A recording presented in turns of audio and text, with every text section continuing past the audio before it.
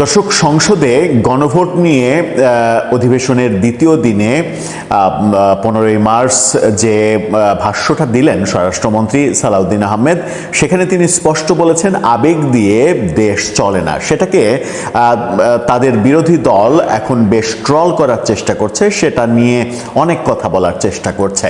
কিন্তু গণভোট নিয়ে তিনি যে সত্য কথাটা বলেছিলেন যে গণভোটের চারটা প্রশ্ন বুঝতে আমারই সময় লেগেছে 3.5 ঘন্টা, মানুষ 1 মিনিটের মধ্যে বুঝে সেটা ভোট দিয়েছে, সেটা কতটা গ্রহণযোগ্য, 4টা প্রশ্নের একই উত্তর কেন হবে, কেন আলাদা উত্তর হবে না, এই যুক্তিগুলো যেমন উপস্থাপন করেছেন, তেমনি সরাসরি বলতে না পারলেও ইনডাইরেক্টলি যে কথাটা আদতে আসে সেটা হচ্ছে যে গণভোট বাংলাদেশের সংবিধানে নেই। সংবিধানে না থাকা যে কোনো কিছুই অবৈধ। যতক্ষণ পর্যন্ত গণভোটের ব্যাপারটা সংবিধানে না আসছে ততক্ষণ পর্যন্ত গণভোট আয়োজন করার এখতিয়ার নির্বাচন কমিশনের নেই। রাষ্ট্রপতির যে অধ্যাদেশের মাধ্যমে কিংবা আদেশের মাধ্যমে গণভোট হয়েছে, রাষ্ট্রপতি 93 অনুচ্ছেদে অনুযায়ী অধ্যাদেশ দিতে পারেন বটে, কিন্তু সংবিধানে নেই এমন কোনো আইন কিংবা কালা কানুন তৈরি করতে তিনি পারেন না। সংবিধান পরিবর্তন করার কোনো অধ্যাদেশ রাষ্ট্রপতি জারি করতে পারেন না। যেটা তিনি জারি করেছেন গণভোট অধ্যাদেশ এবং জুলাই সনদ বাস্তবায়ন আদেশ অধ্যাদেশ, এই দুটোই সংবিধানে নেই, সংবিধানের বিরোধী তিনি আদেশ দিয়েছেন। এই ব্যাপারগুলো নিয়ে অনেক আগে থেকেই অনেক বিশেষজ্ঞরা বলছিলেন যে এগুলো টিকবে না, ভবিষ্যতে এগুলো যদি চ্যালেঞ্জ হয় তাহলে এগুলো বাতিল হয়ে যাবে। সংসদ ইচ্ছা করলেই এটার বৈধতা দিতে পারে না, কারণ রাষ্ট্রপতি যে অধ্যাদেশ জারি করবেন সেই অধ্যাদেশের সাংবিধানিক বাস্তবতা থাকতে হবে। হ্যাঁ, অনেক আইন করতে পারেন, এটা করতে পারেন, ওটা করতে পারেন, কিন্তু সংবিধানের সঙ্গে সাংঘর্ষিক কোনো কিছু করতে পারেন না। এই ব্যাখ্যা দেওয়ার পরে বিরোধী দলের এটা নিয়ে আরও বেশি স্বরাষ্ট্রমন্ত্রীকে নিয়ে ট্রল করার যে ব্যাপারগুলো আমরা দেখছি, সেই ব্যাপারগুলো বিএনপি মনে করছে সেটা অতিমাত্রায় চলে যাচ্ছে, এবং অতিমাত্রায় চলে যাচ্ছে এই ব্যাপারগুলো যখন তারা ভাবছে, তখন বিএনপির ডাকসাইটে নেতা সাদেক হোসেন খোকার পুত্র ইশরাক হোসেন, তিনি ঢাকা 6 আসন থেকে নির্বাচিত হয়েছেন, মুক্তিযুদ্ধ প্রতিমন্ত্রী হিসেবে দায়িত্ব পালন করছেন। তিনি হুঙ্কার দিয়ে বলেছেন গণভোট নিয়ে বাড়াবাড়ি করলে পুলিশ হত্যার বিচারের দিকে যাবে সরকার।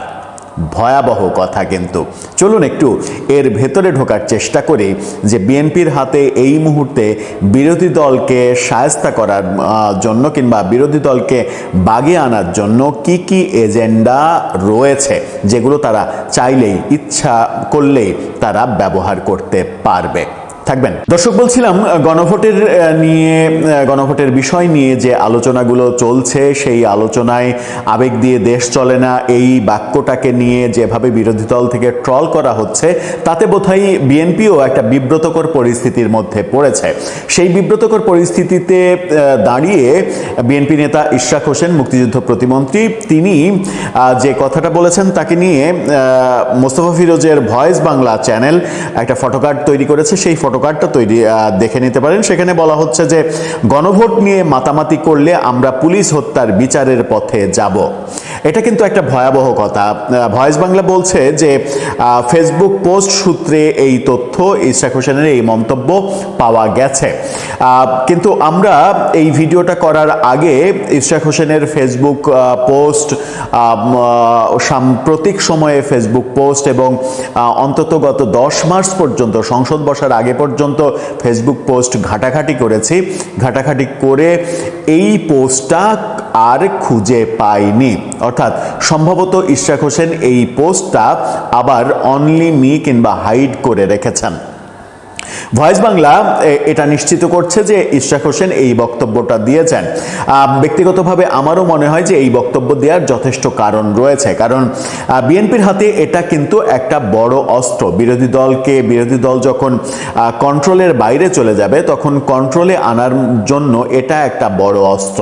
অস্ত্রটা কি? বিএনপি সরকার দায়িত্ব নেওয়ার আগে থেকেই গুঞ্জন চলছিল যে এবার পুলিশ হত্যাকাণ্ডের বিচার, তদন্ত এগুলো হবে। বিএনপি সরকার দায়িত্ব নেওয়ার পরে 17 তারিখে শপথ নেওয়ার পরে আমরা দেখেছি যে এই পুলিশ হত্যাকাণ্ডের তদন্তের ব্যাপারে পুলিশের মধ্য থেকে কথা আসছে, গণমাধ্যমে খবর হচ্ছে, এটা নিয়ে বিএনপি মহাসচিব কথা বলছেন যে এটা হবে, কিন্তু স্বরাষ্ট্রমন্ত্রী পরবর্তীতে বলেছেন যে এটা হওয়ার কোনো স্কোপ নেই, সুযোগ নেই। এই সুযোগ নেই বলাতে মানে খুবই চাঞ্চল্যকর পরিস্থিতিতে যে বিরোধী দল পড়ে গিয়েছিল, বিশেষ করে এনসিপি জামাতের নেতাকর্মীরা, তারা একটু হাঁপ ছেড়ে বেঁচেছে। যখন মানে প্রচার হতে শুরু করলো যে পুলিশ হত্যাকাণ্ডের বিচার হবে, তদন্ত হবে, তখন তারা তাদের নানা ধরনের বক্তব্য আমরা শুনছিলাম যে মীমাংসিত বিষয়ে কেন তদন্ত হবে, কেন বিচার হবে। তার মানে ব্যাপারটা তাদের মধ্যে আতঙ্ক তৈরি করেছিল যে পুলিশ হত্যাকাণ্ডের তদন্ত হলে কিংবা বিচার হলে তারা ফেঁসে যাবেন, কিন্তু তাদের তো ফেঁসে যাওয়ার কথা নয়। আবার এটাও অনেকে যুক্তি দিচ্ছেন যে পুলিশ হত্যাকাণ্ডের যদি বিচার হয় তাহলে তো মহান মুক্তিযুদ্ধে 71-এর মুক্তিযোদ্ধাদের বিচার হবে রাজাকারদের মারার অপরাধে। এই যুক্তিও অনেকে দিচ্ছেন, মুক্তিযুদ্ধের সঙ্গে 24-এর সরকার বিরোধী আন্দোলনের তুলনাও করছেন।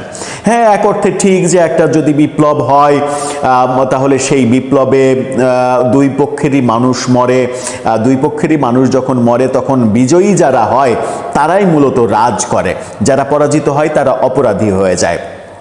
যদি রিভার্স ঘটনাটা ঘটতো, যদি আন্দোলনকারীরা পরাজিত হতো, যদি সরকার বিজয়ী হতো, তাহলে আন্দোলনকারীদের অনেকেরই হয়তো ফাঁসি হতে পারত এবং পুলিশ হত্যাকাণ্ডের জন্য তাদের মানে বহু জনের বিচার হতে পারত। কিন্তু এই প্রেক্ষাপটে তারা যখন জয়লাভ করেছে তখনও তাদের বিচারের প্রাসঙ্গিকতা নিয়ে অনেকে প্রশ্ন তুলতেই পারেন। হ্যাঁ, প্রশ্ন উঠতেই পারে, কিন্তু এই এজেন্ডাটা কি বিএনপি সরকারের হাতে থাকলো না?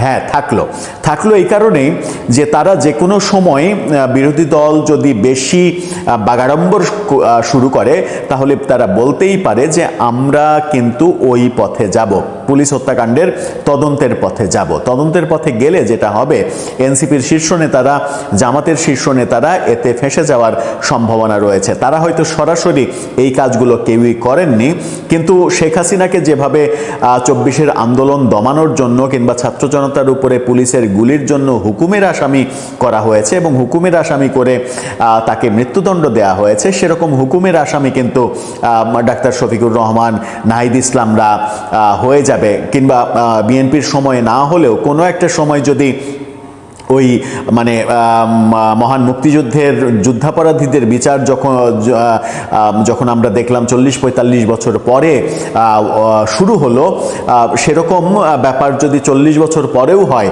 তাহলেও কোনো একটা দিন যদি মানে এই জুলাই বিপ্লবীদের পক্ষে যদি আমি কথা বলি তাহলে এভাবে বলতে হয় যে আল্লাহ না করুক যদি আওয়ামী লীগ আবার ফিরে আসে, তাহলে কিন্তু তারা ওটা আবার ঘেঁটে দেখবে এবং এই পুলিশ হত্যাকাণ্ডের বিচার করবে এবং এনসিপি জামাতের শীর্ষ নেতাদের তখন ফেঁসে যাওয়ার সম্ভাবনা রয়েছে। কিন্তু সেটা আওয়ামী লীগ যদি কখনো ফেরে সেটা সম্ভাবনা রয়েছে। বিএনপি কি সেই পথে যাবে? ইশরাক হোসেনের বক্তব্য দিয়ে আমরা কি বুঝতে পারি? আমরা এটা অনুমান করতে পারি, সেটা হচ্ছে যে বিএনপি ইচ্ছা করলে এটাকে অস্ত্র হিসেবে ব্যবহার করতে পারে। কারণ বিরোধী দল সংসদের প্রথম দিনই ওয়াকআউটের ঘটনা ঘটিয়েছে এবং নজিরবিহীনভাবে তারা প্ল্যাকার্ড দেখিয়েছে, তারা জাতীয় সঙ্গীতকে অবমাননা করেছে, এরকম নানা দৃশ্য আমরা দেখেছি। এই ঘটনা যে আরও বেশি বাড়বে এটা খুবই মানে স্পষ্ট করে বলা যায়। আবার জামাত এনসিপির পক্ষ থেকে আরেকটা দাবিও রয়েছে, সেটা হচ্ছে যে ঐক্যমতের সরকার, জাতীয় সরকার এবং সেই সরকারে জামাত এনসিপির মন্ত্রিত্ব পাওয়া, এই ব্যাপারগুলোও বিএনপির কাছে দাবি রয়েছে। এখন বিএনপিকে সিদ্ধান্ত নিতে হবে যে বিরোধী দলকে তারা নিজের আন্ডারে রাখবে নাকি দূরে রেখেই মানে শায়েস্তা করার মতো এজেন্ডাগুলো হাতে রাখবে, যে এজেন্ডাগুলোর মধ্যে একটা বড় অস্ত্র কিংবা হাতিয়ার হতে পারে পুলিশ হত্যাকাণ্ড বিচার কিংবা তদন্ত। দর্শক, আপনার কাছে কি মনে হয়, বিএনপি আদৌ কি সেই পথে হাঁটবে কিংবা সেই পথে হাঁটার কি কোনো বাস্তবতা রয়েছে? কারণ যদি সেই পথে হাঁটতে যায়, মানে বিপ্লবীদের জন্য যদি পুলিশ হত্যার বিচার করতে যায় কিংবা তদন্ত করতে যায়, তাহলে তো সেখানে বিএনপিরও অনেকের ফেঁসে যাওয়ার সম্ভাবনা তৈরি হতেই পারে। সুতরাং ইশরাক হোসেনের এই বক্তব্যটা আপনি কতটা আমলে নিতে চাইছেন? আপনার মন্তব্য জানিয়ে লিখতে পারেন আমাদের কমেন্ট বক্সে। কোনো নিরাপত্তা নেই, পুরো খুলনা আউট অফ কন্ট্রোল। এটা আওয়ামী লীগ আমলেও কেউ পারেনি, অন্তর্বর্তী সরকারও পারেনি, এখনো পারবে যে তার লক্ষণ মনে হচ্ছে না। পরিস্থিতি কিন্তু আবার অবনতির দিকে, ভালো লক্ষণ মনে হচ্ছে না। খুলনায় দিনে দুপুরে যুবদল নেতাকে গুলি করে হত্যা, তারপর কালকে পরপর 2টা ঘটনা ঘটছে। কালকে সাভারে ভাড়া বাসা থেকে জাহাঙ্গীরনগর বিশ্ববিদ্যালয়ের ছাত্রীর রক্তাক্ত মরদেহ উদ্ধার। আর কালকে রাতের বেলায় শহীদ মিনার এলাকায় দুর্বৃত্তরা এলোপাতাড়ি গুলি, ছুরিকাঘাত এবং একজন তরুণ নিহত হয়েছে। কার্যকারণ যাই হোক না কেন, আইন শৃঙ্খলা পরিস্থিতি এটা দৃষ্টিতে এটা ভালো কোনো লক্ষণ না। একটা জিনিস বারবার আমি বলছি যে নতুন সরকারকে শুরুতেই একটা খুঁটি মারতে হবে যে এই হচ্ছে আমার আইন শৃঙ্খলা, এই হচ্ছে আমার উন্নয়ন, এই হচ্ছে আমার কর্মকাণ্ড। যেমন এই যে কার্ড, ফ্যামিলি কার্ড, গুড, যে না কথা রাখছে। তারপরে সেই আপনার খাল কাটা কথা রাখছে। তারপরে কৃষক কার্ড হবে সম্ভবত এপ্রিলের মধ্যেই। এগুলো হলো ভালো সিগন্যাল, কিন্তু যেটা নিয়ে মানুষ প্রতিনিয়ত সাফার করে আইন শৃঙ্খলা, সেটা কিন্তু কন্ট্রোলে আসছে আবার আসছে না। এটা ঠিক কিছু মব বন্ধ হয়েছে, মব কালচার বন্ধ হয়েছে, সেটা এখন ওই যখন তখন শাহবাগ ঘেরাও করা, যমুনা ঘেরাও করা, এটা ওটা, এই সচিবালয় ঘেরাও করা, এই বিশৃঙ্খলা নাই। কিন্তু এই পরিস্থিতিগুলি আবার কিন্তু ইন্ডিকেশন দিচ্ছে যে হইতে পারে।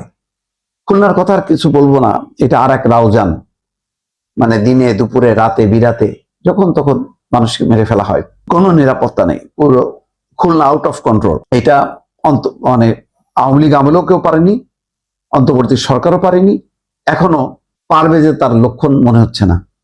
আগাম মন্তব্য করতে চাই না, এখনো সময় আছে। সাভারের নৃশংস ঘটনা, ছাত্রীর মরদেহ উদ্ধার, স্বামীকে গ্রেপ্তার, আজকে ফলো আপ। কালকে শহীদ মিনার এলাকায় কেন এই তরুণটা মারা গেল, কেন এই গোলাগুলি, তার কারণ নেই। কিন্তু আমি একটা ভিডিও দেখলাম, ভয়াল ভিডিও, মানে সে বলতেছে, বুঝছেন, একটু অংশ বিশেষ ছোট করে দেখেন।